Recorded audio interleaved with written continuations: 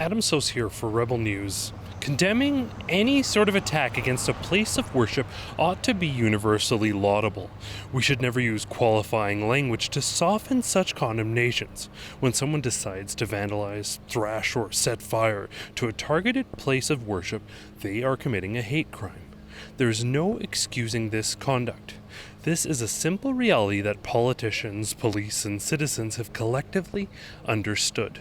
That is, until recently, when 11 churches were vandalized in one night in Calgary alone, the very same week we learned of arsons at a church in Calgary and at a First Nations parish only an hour away from Calgary. People suddenly forgot this line in the sand. Worse still, the acts of hatred in Calgary were only the latest in a string of nearly 50 acts of arson and vandalism across the country. Where was the fundamentally Canadian sympathy towards a faith community under attack? Dead and gone, apparently. A casualty of progressive politics. Harsha Walia now resigned head of the BC Civil Liberties Association in response to the mass burning of churches, tweeted, "Burn it all down." She has since decried those condemning her hateful words as the hateful ones themselves. Her sentiment was far from unique on social media, and unbelievably, many supported her harmful mentality unabashedly. Justin Trudeau visited Calgary following the brazen anti-Christian attacks, but he was too busy campaigning at a door company to visit or comment on the hate crimes in the city.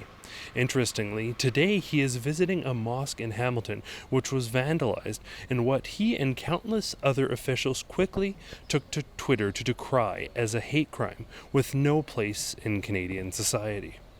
While I couldn't agree more with the sentiment, why, following a dozen hate crimes in Calgary, were Christians not afforded the same compassion? First Nations leaders have been among the most outspoken opponents to these attacks. There is an undeniable legacy of harm from the residential school system, but justifying these attacks based on the actions of the Government of Canada and the actions of churches half a decade ago is ignoble. These acts of violence sow division and hinder healing. Every religion has darkness in their history. Using the sins of a religion's past to justify current hate crimes is monstrous. Sadly, many of the churches affected by these attacks serve new immigrant communities, people who had no knowledge or connection to the residential schools. Many of these immigrants fled from countries where the persecution of Christians was commonplace.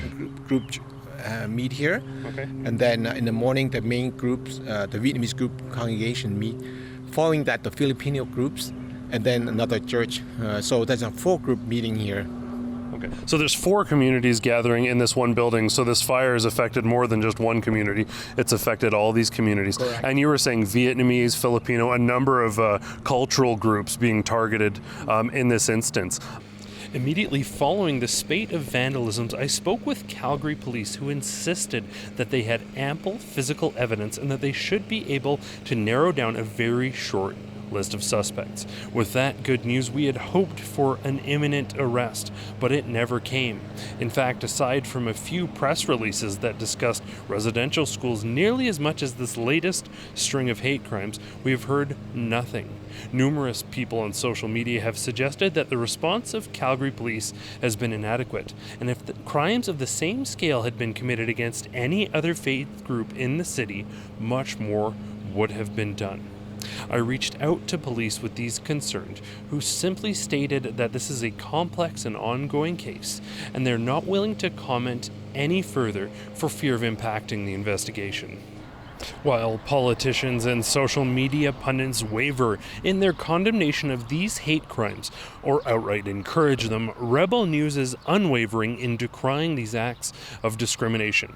We encourage you to go to saveourchurches.com to sign our petition in support of these targeted Christian communities. Ezra Levant has also offered $10,000 of his own money to anyone offering information that leads to an arrest. Go to findthearsonist.com now for those details. I want to thank you all for tuning in. For Rebel News, I'm Adam Soos.